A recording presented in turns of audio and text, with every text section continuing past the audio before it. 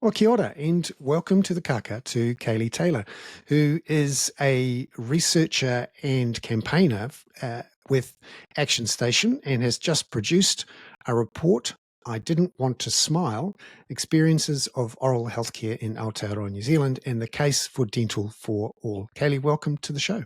Kia ora, thank you for having me. What was the genesis of this report, and how did you go about writing it? 42 pages. You've been busy. Thanks so much for having me. It's really cool to speak to you today.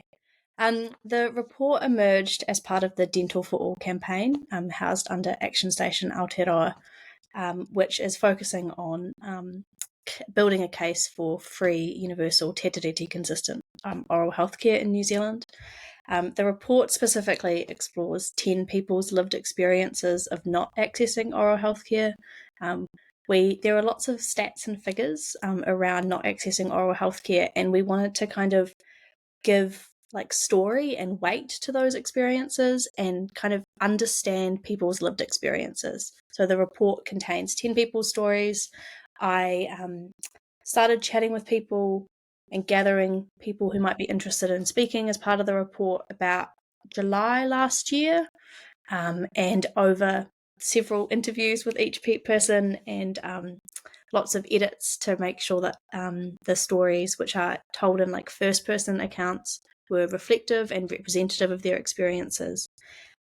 We got down to the final product, which also has some analysis as part of it and identifies some common themes in the stories and also points to some potential solutions for the problem of dental inaccess in Aotearoa.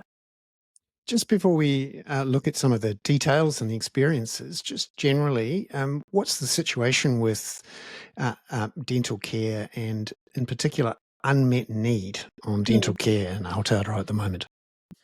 Yeah, so almost half of New Zealanders have unmet need around dental care due to cost.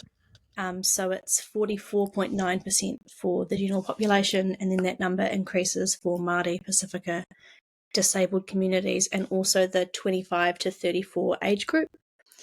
So that's nearly half of New Zealanders having unmet need, which I think, as I was going about writing this report and I was talking to friends and family and sort of random people that I would talk to about my job too, they would people would share stories with me, and some of them would be their stories and some of them would be their loved ones' stories. And yeah, I think this report has just 10 stories, but it hints at wider systemic issues that we have. Yeah, you've chosen a title for the report, I Didn't Want to Smile, which is quite it carries a load, that statement. It says a lot about people's confidence, their ability to be socially active, and hints at some of the social and psychological pain, let alone the physical pain. Could you talk to me about where you heard that phrase and what you thought? Yeah, I was just looking through the report because I can't remember who specifically said that quote. But yeah, there was a sense from the people that I spoke to of the shame that is associated with poor oral health. I mean, it's a very visible part of us when we meet people, when we talk to people, when we apply for jobs, when we just interact in day-to-day life. And I think that smiling is such a core and fundamental part of, feeling the confidence to smile is such a fundamental part of existing, of being happy, of feeling confident in yourself. And so, yeah, that quote kind of captured the hardest bits of the story and the kind of meatier, tougher things to work through, but also kind of points to the overall challenges of the system and people's experiences with it, and not being able to access the healthcare you need is, in my view, abhorrent, especially in a country like Aotearoa, New Zealand, that has the money to fund it and chooses not to. And so, yeah, that quote kind of captured the the thrust of people's experiences around oral health care and the shame and stigma associated with not being able to access the healthcare that we all deserve. Yeah, I'm keen to for our listeners and readers to have a look at all of the 10 stories. I'm not going to go into them for this video, just a couple I think that struck me. Mm. Firstly, Anaru, who Mm. is a social worker who wanted to get back into work and contribute to community. Tell us about how Anaru faced the issue of dental unmet need and Mm. So Anadu Anadu went through a lot of different careers before returning to social work in his 40s at the university, and had experiences in working in like retail, customer facing roles, and also in commercial radio, and couldn't afford to access preventative care around maintaining like gum and oral health, and struggled with like gum disease, which was only started to become the consequences of that gum disease for Anadu was that it meant that he knew that he wouldn't progress in his commercial radio career. It was something that he was really passionate about and really keen to pursue, and just couldn't, because he knew that in the world of commercial radio, having good teeth really matters. And having, it's kind of like one of my other participants, Ali, described it as like a ticket, like it's a ticket for success in some ways. So Anaru eventually went back to university in his 40s to study as a social worker at the University of Otago, and while in Dunedin was able to access the Dunedin Dental School, which is run as part of the training for dentists to sort of train them, and they're in training, and so it's a little bit more affordable to go. And it was the difference for Anaru about being able to afford it versus not afford it. And it has, Anaru talks in the report, which you can find online at dentalforall.nz, about just the impact that it had on his confidence, on his willingness to participate in society. In the report, he says, if the dentist was free, I would have had a better quality of life. I experienced times in my life where I didn't want to smile in public. I would cover my mouth with my hand, and I was constantly afraid of being judged. If I had been able to get the work I needed done when I needed it, it would have made a big difference in my life. I would have been able to avoid some of the more serious oral health issues I've faced, which to me speaks to the importance of preventative care, and also of making that preventative care accessible for everyone in New Zealand to be able to access. It's too expensive at the moment, we know this, but being able to access preventative care increases people's confidence and their quality of life.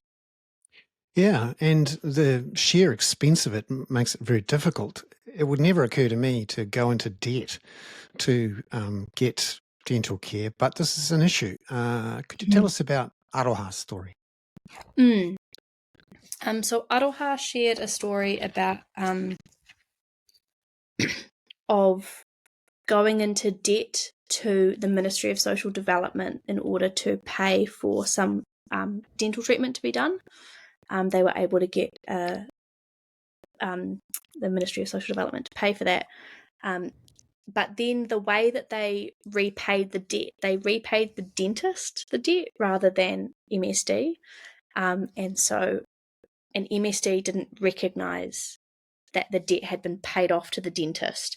And so the dentist must have made more money off of this treatment, and then they were still in debt to MSD as a result of it, which they described as debt that they will take a lifetime to pay off. It's not achievable for them to pay off that amount of debt in their life. And I think the idea of going into debt to pay for medical expenses feels like a very like American concept, like, a consequence of their privatized health system. But it's not. It's an experience that people in Aotearoa New Zealand are having, which to me is insane, and speaks to the flaws of the privatized model that we have.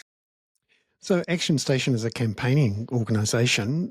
What are you campaigning for here?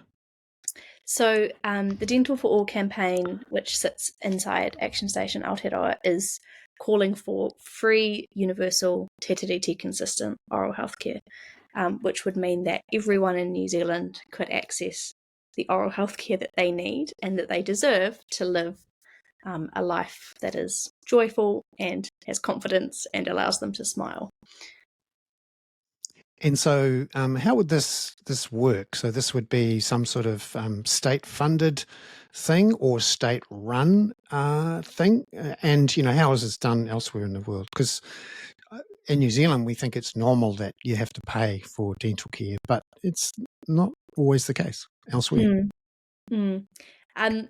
So there's lots of different model options, and the Dental for All campaign is working on like getting more information out there about what the different options are, and this is one of 3 or 4 reports that we're working on. It's the second report to be released, so there'll be further reports to come that kind of delve deeper into the modeling policy side of things, which I'm really excited to sink my teeth into. But yeah, a model could look like similar to the way that we fund other aspects of the health system in terms of like a fully public model. There would obviously need to be within that some pretty critical reflection on how the current public health system is run, and it's quite significantly underfunded. So it would obviously need to be a well-funded and well-resourced public health system. And then the te tiriti component of it is a recognition that Te Tiriti o Waitangi is New Zealand's founding document, and it has a vision for how the Crown and Māori and how Māori and non-Māori can exist in cooperation with each other. And we're doing some modelling with Māori oral health workers on what like tēnā rangatiratanga informed models could look like of oral health care. So we're kind of looking forward to delving deeper into those policy discussions and doing more research on what it would look like and how we can learn from other countries and what they've done, and how we can learn from New Zealand's existing health system and improve that for a dental model. Yeah, because there would be other people watching on, taxpayers who may have got brilliant teeth. Perhaps they grew up in an area that was fluoridated. Maybe their parents could afford to take them to the dentist, and they see good dental care as just part of cost of living, making sure you can keep your job, and a reflection of the quality of your lifestyle choices. And the people who need this care, who are in pain, well, that's their own fault, and B, well, we couldn't afford it anyway. So what do you do when you jump on News Talk ZB and Mike Hosking asks those questions? Yeah, it's a great question, and it's a valid concern in many ways. I mentioned that this is the second report that we've done. The first report was actually from a consultancy group in Wellington called Frank Advice, and they did some modelling for us on what the economic, social, and fiscal costs of the existing model are, and showed that the existing approach is really quite costly. It impacts, there's a fiscal cost to it in terms of hospitalisation of people from not accessing preventative care, which one of my story sharers, Moana, talks about in the report as well. So what happened to Moana? I'm curious. Moana's mum had abscesses in her mouth and couldn't afford to go to the dentist to deal with them, and had to go into hospital. So that's just an example of people needing to access hospitalisation as a result of not having access to preventative care. Looping it back slightly, sorry, we got off track. It's costing us as a nation to not have universal dental care. It's costing us in terms of hospitalisation and the cost in that way. It's costing us in terms of lost productivity. It's also the right thing to do.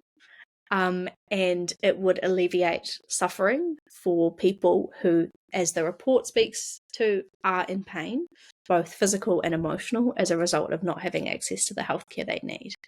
I think it's easy to feel like that's a problem that other people experience, but it's not always that way. One of my story sharers, Amber, recognizes that she has relative privilege. Her parents sold a house and gave her money to pay off her student loan, but she'd already paid off some of her student loan, so her parents gave her that different amount, and she was also at the same time coincidentally having wisdom tooth pain, and so she was like, now this is it, I'm going to get my life sorted, I'm going to deal with the pain in my mouth that I've been having on and off for years. So she decided that she was going to get her wisdom teeth sorted, and then the money that she had from her parents, even though she'd been given this very generous amount of money, was still not enough for her to afford the care that she needed and to get her wisdom teeth removed. So she had to take on extra work on the weekends, and she had to change how she lived her life still to afford her dental treatment. And she was working 7 days a week for months to afford dental treatment, but even with the privilege of having the sum of money from her parents. So I think it's easy to kind of look at this problem and to think that it's not something that, impacts, working New Zealanders, but it is. The report shows that it is, and that it's, poor dental health and unmet need is impacting all of us across Aotearoa. Yeah, that Frank Advice report suggested total costs of between $5 and $11 billion per year. And we've seen research from Max Rashbrook for the Association of Medical Specialists saying that to make oral health entirely free at the point of use would cost around $1.1 billion per year. So for every $1 you spend, you get back $5 to $10 in societal benefits, let alone the other unable to measure benefits. Just in how do you measure someone's pain? Waking up in the middle of the night, not able to sleep because you're in so much pain, or not being able to ask someone out, or be part of a get a job working in commercial radio. I would have thought radio wouldn't require great teeth, but I'm sure But then it you see does. the billboards, Yeah, and yeah, I know. it matters networking. Oh, I know, and it's actually, in many ways, is our most obvious indicator of class now, which is a something that I don't remember. I'm old, so as a kid. When maybe everyone had the same bad teeth, or maybe we hadn't all been drinking Coke and lots of sugar for many years. And some people, for example, Northland, are still having a fight about fluoridating their town water supplies. So there's a real issue there. Kayli Taylor, a researcher and campaigner with ActionStation Aotearoa, who's just produced a report, and I'll put a link to that in the show notes, and the article that goes out to subscribers to the kaka. I didn't want to smile: experiences of oral healthcare in Aotearoa, New Zealand, and the case for dental for all. Ngā mihi nui. Thank you very much, Kayli, for being on the show. We appreciate it, your time. Thank you.